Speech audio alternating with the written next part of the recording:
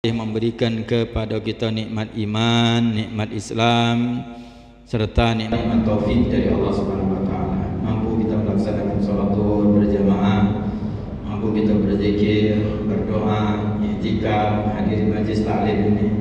Mudah-mudahan amal ibadah kita diterima oleh Allah, dipanjangkan umur kita dalam taat kepada Allah Subhanahu wa taala, diampuni segala dosa-dosa kita, dosa kedua orang tua kita, keluarga kita, dan kaum muslimin diberikan Allah taufik, diangkat bala dan musibah, dan Allah Subhanahu wa taala berikan kemenangan, berikan perlindungan untuk saudara-saudara kita terutama di Palestina. Allah Subhanahu wa taala berikan kekuatan dari sisi Allah Subhanahu wa taala, dan Allah Subhanahu wa taala jadikan kita semua orang-orang yang berjuang syariatnya Nabi Muhammad sallallahu alaihi wasallam, hingga Allah berikan kepada kita semua husnul khatimah fi khairin wa lutfin wa afiyah, amin ya rabbal alamin.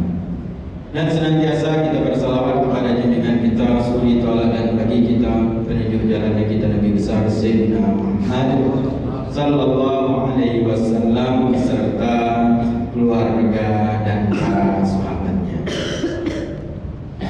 Hadirin yang dimuliakan Allah Subhanahu wa taala, mustami'in wa mustami'at rahimahullah. Melanjutkan di dalam kitab An-Nasaih Diniyah wal Usulul susun oleh Imam Haddad radhiyallahu taala.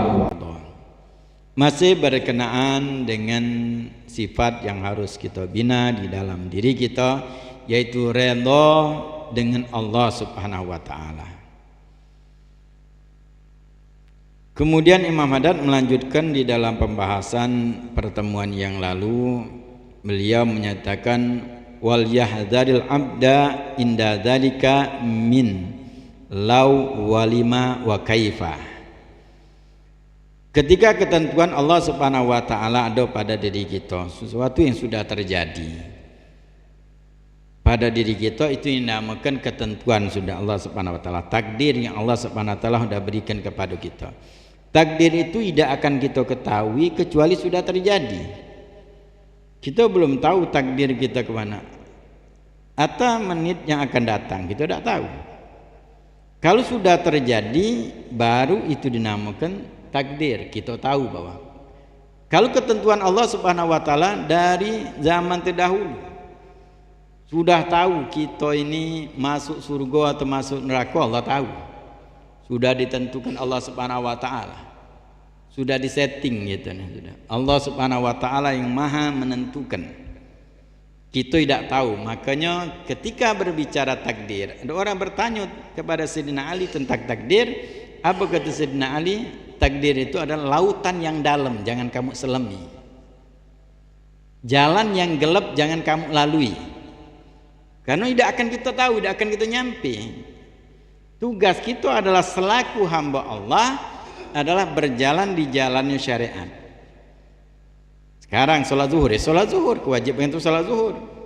Alhamdulillah, setelah kita melaksanakan tadi zuhur, berarti Allah sudah mentakdirkan kita baik melaksanakan sholat zuhur berjamaah. Ini takdir kita hari ini. Baru tahu kita. Pagi tadi kita belum tahu bahwa kita ini sholat zuhur di mana.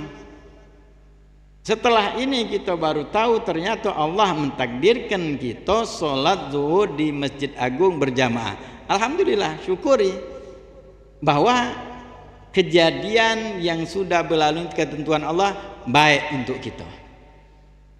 Kalau yang baik, apa tuntutannya setelahnya? Bersyukur kepada Allah. Alhamdulillah, kita ditakdirkan baik. Kalau naudzubillah min dzalik, Allah mentakdirkan seseorang itu maksiat, itu juga takdir Allah, maksiat. Tapi tuntutannya setelah itu apa? Tobat. Bukan dinyatakan, oh ini sudah takdir Allah. Tuntutannya tobat kepada Allah, istighfar, minta ampun, jangan lagi melakukan.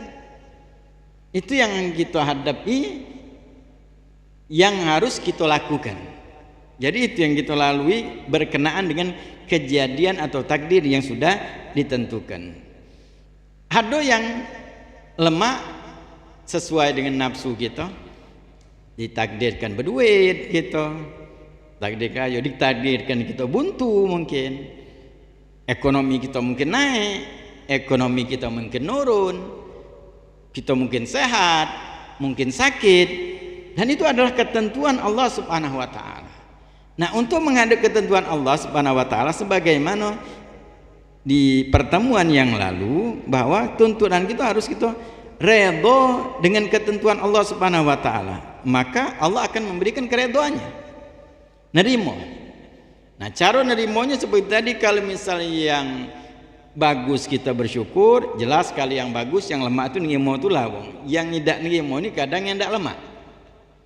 Ya kalau wong takdirkan apa kayo ni mau berduit dia lapang ngomong pula terima wae takdir Allah. Yang berduit tadi ngomong dengan yang buntu, ya ni mau dia. Tapi yang buntu tadi itu kadang sama, mungkin dia sama berkawan, sama akhir bisnis, sikoknya berhasil, sikoknya tidak. Yang berhasil tadi ngomong sabar baik, ini ketentuan Allah. Iya kalau dia yang ini tadi tidak berhasil, nah ini moda itu. Nah biasanya hal yang tidak baik ini langsung tidak nimo. Itu yang dinamakan bahwa kita tuh harus redha dengan ketentuan Allah. Kenapa redha dengan ketentuan Allah? Di sini Imam Haddad menjelaskan hati-hati, kata Imam. Wal yahdzaril abda inda dzalika, pada saat ketentuan yang tidak lemah itu hati-hati dengan kalimat lau walima wa kaifa. Kalau seandainya ini kalimat berarti kalau seandainya, cobalah bahas begitu. Bagaimana ini? Kenapa ini? Hati-hati kalimat ini. Kalimat cobalah aku dulu tuh ini tidak jadi ini.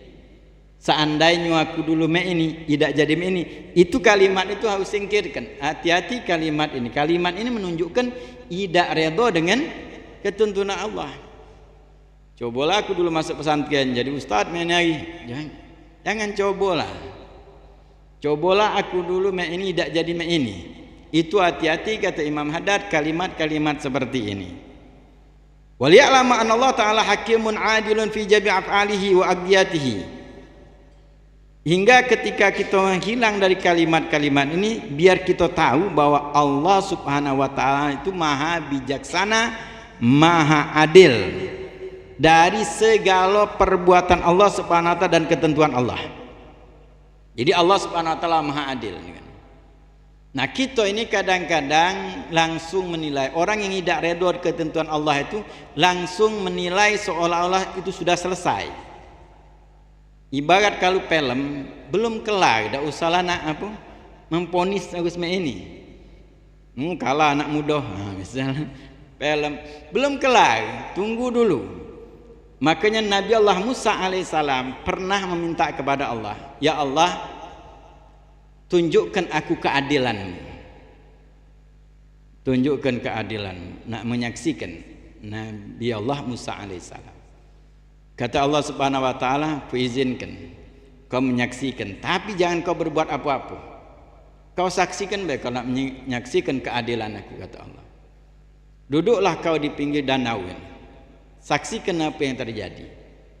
Di situ keadilan aku engkau akan lihat. Akhirnya Nabi Musa diperintahkan duduk di situ, di tempat di pinggir danau. Tiba-tiba ada seorang pemuda lewat di danau itu, akhirnya dia buka pakainya mandi di danau itu. Tak lama pemuda tadi lagi mandi, ada pemuda yang lain datang nyingok lagi mandi, duitnya diembek, pakaiannya diembek duitnya, pergi pemuda tadi. Tak lama ada orang tua buta lewat. Kebarengan pemuda yang mandi tadi naik mandi, pakaian nyingok duitnya dak katik, hilang. Yang ada cuma wong tua buta ni lah tadi. Pada saat itu marah pemuda tadi, dak katik orang lain lagi, inilah kau ni lah katanya, dipegang orang wong tua yang buta ini. Kau ini ngembek duit aku, kata orang tua tadi, mek mana aku nak ngembek duit kau, aku kejingoan lagi dah. Di situ tak katik lagi. Nabi Musa rasanya nak apa? Karena pinta Allah jingok bae, tak usahlah melok-melok. Nabi Musa ya nak ngenjuk tahu. Karena pinta Allah tadi kau saksikan bae, ya. Jangan. Baratnya kalau untuk nonton, salah bukan dia, tak boleh ini. Jingok baik kata Allah. Akhirnya ini rebut dibunuhnya wong tua tadi. Tak galak ngaku katanya kamu, dia bunuhnya. Mati tinggal kenya. Nabi Musa terkejut nyaksikan itu. Kalau kita juga mana? Nah inilah kita kadang-kadang nyingok sepenggal ini. Hingga Nabi Musa menajat kepada Allah, ya Allah, aku ini pengen menyaksikan keadilanmu. Tapi kalau nyingok saksi ini, ya kalau gitu tidak adil. Yang ngembek lain, yang terbunuh lain. Itu sepenggal yang kita saksikan. Begitu juga kadang-kadang kehidupan kita. Kita ketika langsung menilai ketentuan Allah, kita gak ada salah menilai. Jelas itu kalau kita nilai sepenggal itu, Nabi Musa lagi ngomong, ini seperti tidak adil, aku minta melihatkan keadilanmu. Maka Allah menjelaskan secara utuh baru. Dijelaskan Allah Subhanahu wa taala, wahai Musa, itulah keadilan aku. Ketahuilah kata Allah Subhanahu wa taala. Pemuda yang mandi tadi, orang tuanya dibunuh oleh orang yang buta itu. Dibunuh orang yang buta itu. Dulu masih muda, dibunuh oleh orang yang buta itu. Akhirnya tidak ketahuan, tidak tahu. Dan orang tua pemuda yang mandi itu pernah ngembek duit orang tua muda-muda yang ngembek duit tadi. Orang ini ngembek duit tadi kan tidak tahu ini. Walaupun dari segi ini adalah ya munu haram, ngembek duit haram, tapi Allah mengembalikan tetap haknya. Itu yang diistilahkan untuk hukum karma itu. Allah akan mengembalikan hak wong itu adil. Ini tidak kena hukum. Anak dewek menghukum, gisosnya ada. Tapi kalau dia tidak ada tobat akan berlanjut. Makanya terputusnya sesuatu itu kalau bermaksiat dengan tobat terputus. Apapun juga, kalau tidak tobat akan berlanjut terus ini. Hukum karma itu akan berlanjut. Sama seperti anak durhaka dan wong tua. Terus kaki anaknya juga akan durhaka. Terus juga anaknya juga. Tapi ketika tobat terputus. Dia tobat nyesal, dia mendoakan wong tuanya yang durhaka tadi hingga jadi baik, maka tidak turun kepada anaknya. Itu dinamakan keadilan Allah Subhanahu wa taala, itu akan berlanjut. Makanya jangan kita nilai, terutama di dalam kehidupan kita, oh inilah seolah-olah sudah finish. Padahal sebab itu mungkin Allah akan ke depannya lebih. Maka dikatakan bahwa kita ini kalau tahu ketentuan Allah baik untuk kita akan menangis sejadi-jadinya, malu dengan Allah Subhanahu wa taala ketika kita suuzon dengan Allah. Itu kalau kita tahu Allah menentukan ini baik untuk kita. Tapi pada saat itu mutu, ngapolah aku ini, ngapolah ini. Nah itu ketika ngapolah mutu. Tapi ketika tahunian aslinya, bau kita malu. Makanya ketentuan Allah Subhanahu wa taala adalah baik untuk kita. Maka kata Imam Haddad, jangan sampai kita ngomong kalau seandainya ngapolah ini, karena biar kita tahu bahwa setiap ketentuan Allah itu maha bijaksana, Allah itu maha adil di dalam segala perbuatan dan ketentuan Allah. Wa annahu la yaqdi li 'abdihil mu'min, sesungguhnya Allah Subhanahu wa taala tidak menentukan kepada hambanya yang mukmin bi syai'in dengan sesuatu, wa in karahatu nafsuhu, walaupun nafsunya tidak senang, illa wa yakun lahu fi khair wa khairah, di dalamnya pasti ada kebaikan pasti. Wa akibatu hasanah, setelahnya pasti baik. Itu untuk orang mukmin. Makanya harus kita bangga bersyukur, orang mukmin itu tidak ditentukan Allah pasti baik untuknya. Itu hanya untuk orang mukmin. Makanya bagi kita orang mukmin harus redho dengan ketentuan Allah, tahu ini kebaikan untuk kita. Kemarin ada ceritakan bahwa Sayyidina Luqman Hakim kan yakin ketentuan Allah baik untuknya. Walaupun kesusahan yang luar biasa tapi redho, Allah menentukan ternyata lebih baik daripada itu. Nah itu kita orang mukmin. Kita nyangko, wah ini Allah nentu tidak bagus, ternyata bagus. Jadi kita ini kadang-kadang pengen kita nyetel dewe.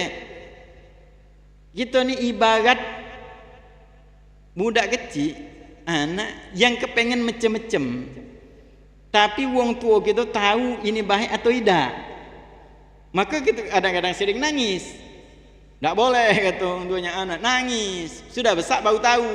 Ketika punya anak baru tahu, oh wong tua aku nyegah dulu tuh baik rupanya. Tapi waktu pada saat kita kecil nangis lah, gitu. Nangis. Karena kita tidak tahu bahwa itu kebaikan. Setelahnya baru tahu, setelahnya baru tahu. Maka jangan sampai kita memponis. Itu orang yang tidak redha dengan ketentuan Allah itu karena memponis sesuatu hal yang belum selesai, belum kelar. Itu banyak kadang-kadang, apalagi kadang-kadang kita nilai wong lain. Oh modal itu modal ini, dah wacak kita nilai. Bahwa Allah benci di dunia belum tentu. Allah tidak senang di dunia belum tentu. Jadi kita dalam di dunia ini namanya belum selesai untuk kita. Allah yang akan membuat baik kita. Maka kadang-kadang kita sakit, kita nyangka ini tidak bagus, ternyata bagus untuk kita. Enggak kaget baru tahu kita.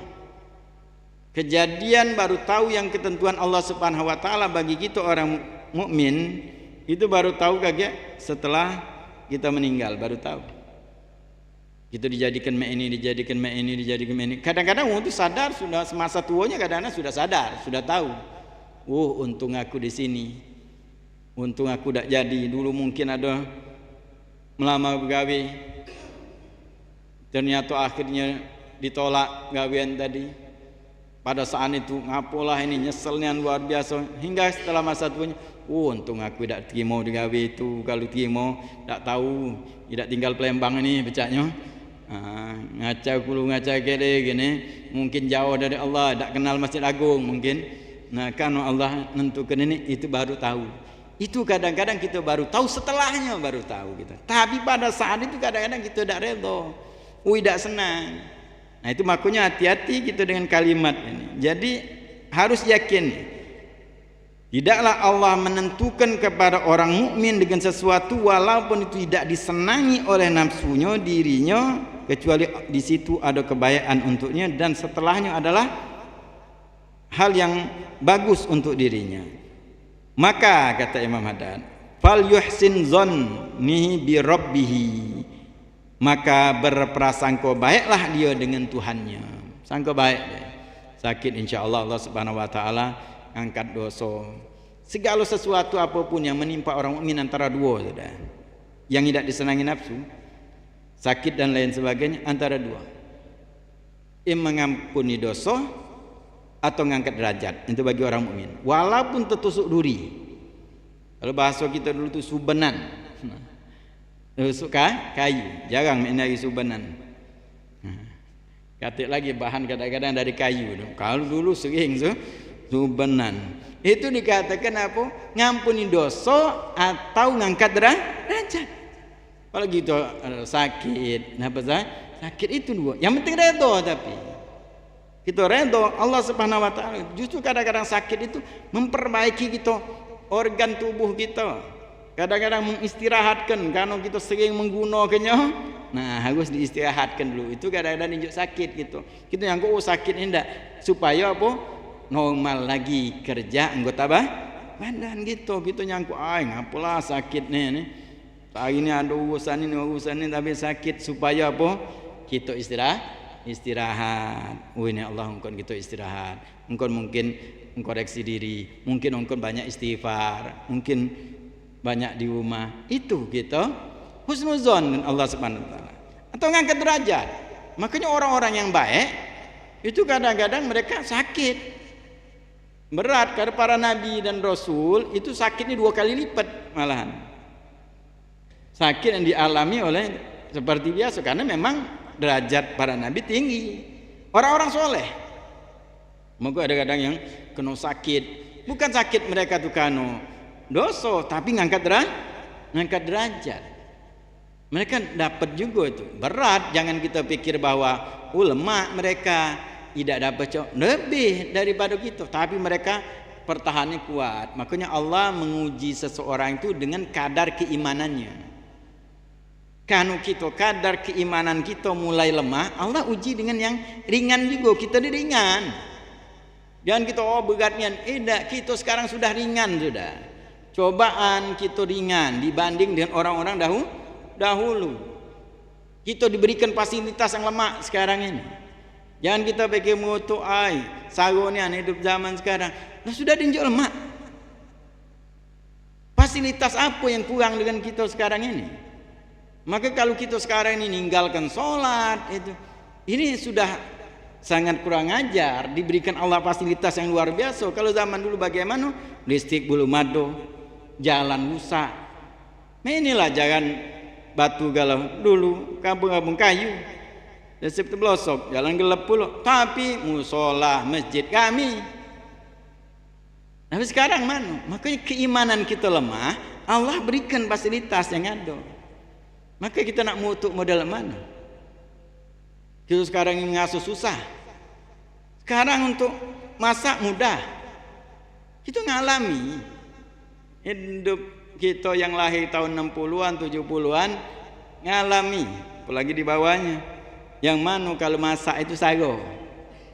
Masak sago. Maki keren. Nyadi kenapi itu lagi sago. Dulu anak disuruh anak handi alang sagonya. Niup ya mereka lah biasa lemak kita diongkon ini. Hidup apinya. Mas keren. Habisnya metu kompor, senang. Paling hendak nyabut di sumbunya disuruh beli minyak tanah, minyak lampu untuk masak. Sudah senang. Wong kayo ada kompor. Mulai baru ada gas. Kompor gas mainnya mudah. Jadi kalau wong sekarang ini mungkin hidup di zaman itu tidak masak mungkin. Sago nak makan. Mereka ngurus anak banyak dengan kondisi itu kuat. Kenapa? Iman mereka kuat. Kita iman sekarang lemah. Dinju Allah fasilitas mudah. Sekarang sudah repot, anak 2 sudah seolah-olah sudah banyak lah itu repot ngurus anak. Sekarang padahal sudah mudah model ini lagi. Males masak, meli baca. Bahkan dari rumah baca main lagi nonton HP. Langsung apa? Datang. Makan apa? Gampang. Makanya ada si kau wong model itu yang beras ni rumah ndak berkurang caknya. Wah, hemat bini, hemat apa rupanya meli terus tak masak-masak. Ini zaman sekarang itu mudah sudah. Mana nak mengutuk gitu dengan keadaan sekarang? Mestinya kita bersyukur pada Allah Subhanahu wa taala. Jadi kalau kita tidak bersyukur, jadi sesuatu yang nikmat itu hingga kita terasa tidak nikmat. Akhirnya ini terjadi tidak redha dengan ketentuan Allah, tidak berhusnuzon. Jadi husnuzon sangka baik ketentuan Allah itu yang terbaik untuk kita. Ngangko gitu beratnya ni dah. Makanya kita sekali-kali nyingok keadaan wong lain. Wong lain ternyata lebih berat daripada kita. Kita berat mungkin menghadapi masalah ini berat, tapi nyingok ada wong lain yang ternyata lebih berat dari kita. Lebih susah daripada kita. Makanya kita yakini orang mukmin ini, yakini apapun yang terjadi dengan kita itulah terbaik untuk kita. Apa baik? Karena kita belum selesai ini. Jadi kalau pada saat kita yakin itu kita redha dengan Allah, maka Allah akan redha dengan kita. Maka redhaan Allah Subhanahu wa taala itu paling tinggi. Orang di surga itu dengan kesenangan yang luar biasa itu ketika belum mendapatkan vonis redha dari Allah mereka masih susah. Ketika Allah Subhanahu wa taala menyatakan dengan ahli surga, wahai ahli surga, aku redha dengan kalian, aku tidak akan murka lagi dengan kalian. Baru senang luar biasa. Keredhaan Allah Subhanahu wa taala. Di dunia ini kita dapat itu baca. Dengan apa? Dengan redha dengan ketentuan Allah Subhanahu wa taala. Makanya itu yakin pasti adalah kebaikan untuk kita dan itu husnuzon. Wal yarda bi qada'i wal yarji' ilaihi bidullihi wa tigarihi. Maka redha dan ketentuan Allah, kemudian kembali kepada Allah, tadarru, butuh dengan Allah Subhanahu wa taala. Minta kepada Allah. Kita tidak senang dapat penyakit misal, dapat sakit. Redha dengan ketentuan Allah. Ini mungkin yang terbaik untuk kita. Kemudian kembali kepada Allah, istighfar, minta ampun, minta kesehatan, terus berdoa, kembali kepada Allah Subhanahu wa taala. wa yakib baina yadahi bi khudu'ihi wa inkisarihi, hingga kita berdiri, berhenti gitu menghadap Allah Subhanahu wa taala dengan kehinaan kita, merasa rendah diri, dan kita merasa butuh dengan Allah. Itu yang terbaik. Itu kondisi yang terbaik seseorang itu ketika dia munajat kepada Allah dengan rendah hati. Inkisar itu hati itu terasa sedih, pecah dikatakan hati itu. Ini luar biasa, memperbaiki kehidupan kita dunia dan akhirat. Imam Haddad sampai menyatakan yang Sahihul Kitab dikatakan ma adraktu, dikatakan ilma bikil wal qaul walakinna adraktu ilma bi khului qalbi minad dunya wa inkisari qalbi fi jafil lail. Beliau menyatakan aku tidak mendapatkan ilmu ini dengan meriwayatkan, dengan omongan, bukan, dikatakan bukan dengan hal untuk meriwayatkan atau dengan omongan. Aku mendapatkan ilmu ini, hakikat ilmu dengan apa? Hilangnya kecintaan terhadap dunia dari hati aku, dan tengah malam aku munajat kepada Allah, inkisar, merasa apa? Sedih, pecah, tadarruk dengan Allah Subhanahu wa taala. Makanya orang ketika pada saat dia mengalami kesusahan dan dia redha, dan yang dia lakukan adalah dia munajat kepada Allah Subhanahu, pada saat itu yang mulianya di situ. Allah benar menginginkan itu, menginginkan kita kembali kepada Allah, dinjuk itu supaya kita kembali kepada Allah, redha, dan ini puncaknya supaya kita redha. Ya Allah, istighfar gitu, kenapa ini ya Allah, mintalah kekuatan, mintalah aku kesabaran, ya Allah lepaskan aku dari kesusahan. Allah senang mengadu kepada Allah, curhat kepada Allah, senang. Jadi dengan redha, timbul yang harus kita lakukan adalah kembali kepada Allah. Bahasa kita sekarang curhat dengan Allah. Allah senang dengan hambanya curhat tengah malam. Ya Allah, aku ini lemah, mungkin kau menjadikan aku ini, mungkin aku tidak kuat tanpa kekuatan dari engkau ya Allah, berikan aku kesabaran. Kalau misalnya pada saat itu cobaan kita tentang rezeki, minta kepada Allah lagi, ya Allah luaskan rezeki aku ya Allah, engkau maha memberi rezeki. Curhat dengan Allah, jangan curhat dengan manusia. Manusia tak manfaat, dengarnya habis itu katanya gitu, lagi buntu ngomong, lagi berduit ngilang, itu manusia. Tapi Allah senang kalau kita curhat dengan Allah Subhanahu wa taala. Ini biasakan. Jadi ketentuan Allah redha, kembali kepada Allah, itu yang kita lakukan. Dan setiap saat di situ akan kita menemukan terus kebaikan, senang. Dan kita pada saat itu mengalami fase itu yang sudah baca kita lewati dengan cara ini, apapun yang kita temui senang kita. Apapun yang kita temui, karena kita antara husnuzon dengan Allah, sangka baik dan Allah, dan kita yakini habis dari sini baik. Sama seperti kita pada saat kita minum obat, kita senang dengan minum obat walaupun pahit. Kenapa? Karena kita meyakini setelah minum obat ini ada kesembuhan. Obat itu pahit memang.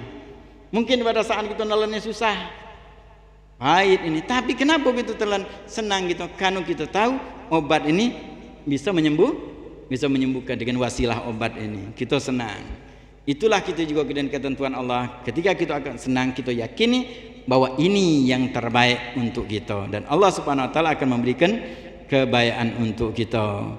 Kemudian setelah itu wal yukthir min hamdihi wasana. Setelah kita tadarruk ini, kemudian perbanyak memuji Allah, bersyukur, memuji Allah.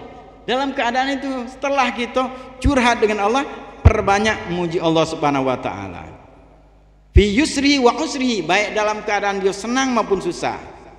Wa syiddati wa rakhai, pada saat dia sempit maupun dia lapang, memuji Allah Subhanahu wa taala. Makanya kalimat sering diucapkan ketika pada saat susah, selalu mereka ngomongkan alhamdulillah ala kulli hal. Alhamdulillah atas setiap keadaan. Alhamdulillah. Sayyidina Urwah bin Zubair radhiyallahu taala anhu arda, yang terkenal di dalam khusyuan salatnya. Orang-orang yang khusyuk dalam salat di antara itu kalau sebutkan adalah Sayyidina Urwah bin Zubair bin Awam, seorang tabi'in, adik daripada Sayyidina Abdullah bin Zubair bin Awam. Abdullah bin Zubair bin Awam sahabat. Ya, ibunya ada Asma binti Abu Bakar Siddiq.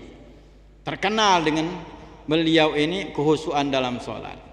Beliau luar biasa ya, di taat pada Allah Subhanahu wa taala. Di antaranya beliau dapat musibah pada saat. Musibah yang berbarengan. Pertama pada saat dia dapat musibah, kakinya sakit. Kakinya sakit hingga akhirnya diponis dia harus diamputasi. Kakinya diamputasi. Kata dokternya harus ini. Katakan kalau harus ya sudah lakukan. Kalau memang itu dengan dokternya. Kata dokter sudah kalau itu kita akan lakukan amputasi. Zaman dulu bukan zaman sekarang. Zaman dulu. Jadi mana dikatakan harus diamputasi? Nunggut dia dengan dokter dia. Memang ahlinya itu dokter. Ya harus dibius katanya. Dibius itu apa? Supaya engkau tidak sadar. Kalau tidak sadar aku tidak galak. Aku kepengen tetap ingat kepada Allah. Ya harus kemudian kalau tidak galak ya harus dipegangi kami. Tidak boleh bergerak. Ini dipotong kaki.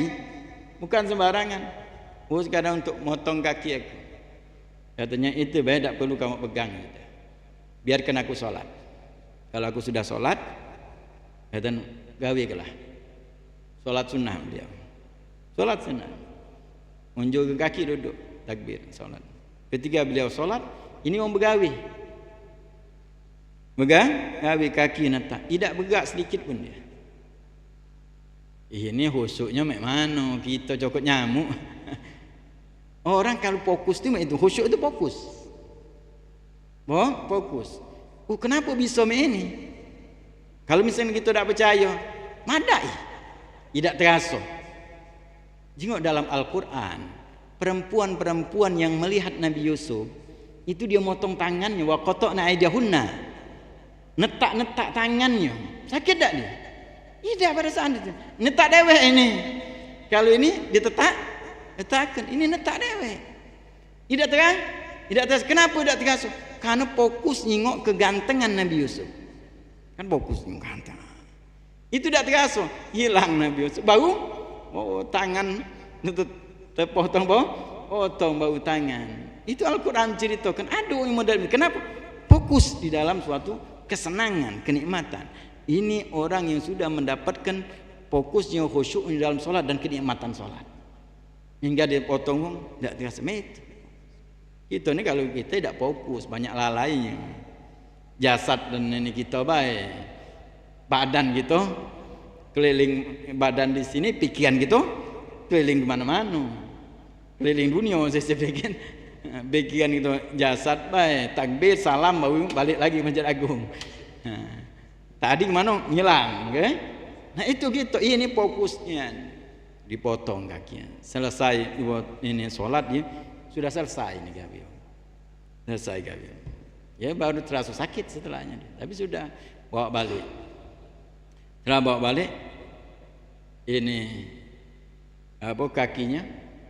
Diajak ngomong kakinya tadi. Dan wahai kaki, kau ini tidak pernah ku langkahkan untuk bermaksiat. Seluruhnya aku langkahkan kau untuk taat kepada Allah. Kau akan saksi di hari kiamat untuk aku. Baru goboklah. Tak lama dari situ pada saat itu masih itulah anaknya meninggal. Dia punya anak 2 ekor, meninggal si kok anaknya. Kamu musibah. Luar biasa. Tapi pada saat mengabari, beliau ngomong apa? Alhamdulillah.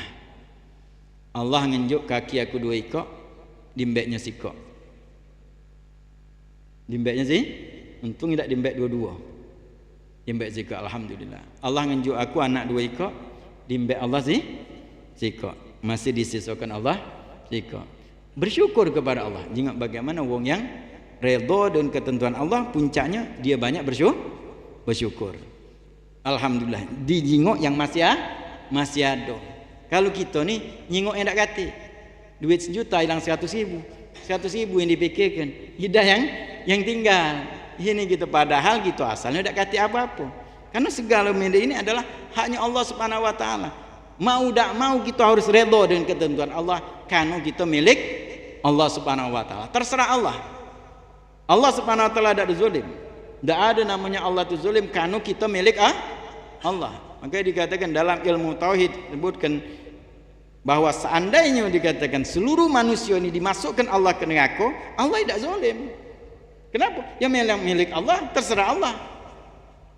Yang namanya terserah milik. Kita ada duit, kita nak koyak, kita serah, kita punya kita. Cuman kalau duit buang kita koyak ke? Itu zalim baru. Namanya punya kita, terserah kita. Ada punya kita, dan kita ini milik Allah, terserah Allah. Makanya tak ada pilihan kita selaku hamba Allah kecuali redha dengan Allah Subhanahu wa taala. Dan bagi kita orang mukmin, yakin apapun yang Allah tentukan untuk kita adalah baik untuk kita. Antara dua, ngampuni dosa atau ngangkat derajat. Mudah-mudahan Allah Subhanahu wa taala berikan sifat ini, sifat redha kepada Allah pada diri kita. Kita redha dengan ketentuan Allah Subhanahu wa taala, dan Allah menjadikan kita lebih baik dari saat ini, dan Allah Subhanahu wa taala berikan kepada kita husnul khatimah fi khairin wa lutfin wa afiyah. Allahumma nas'aluka al-afwa wal afiyah wal mu'afata daimah fid din wad dunya wal akhirah. Rabbana la tuzigh qulubana ba'da idh hadaitana wa hab lana min ladunka rahmah innaka antal wahhab. Rabbana atina fid dunya hasanah wa fil akhirati hasanah wa qina adzabannar. Wa sallallahu ala sayyidina Muhammadin nabiyil ummi wa ala alihi wasallam. Walhamdulillahirabbil alamin. Wassalamualaikum warahmatullahi wabarakatuh.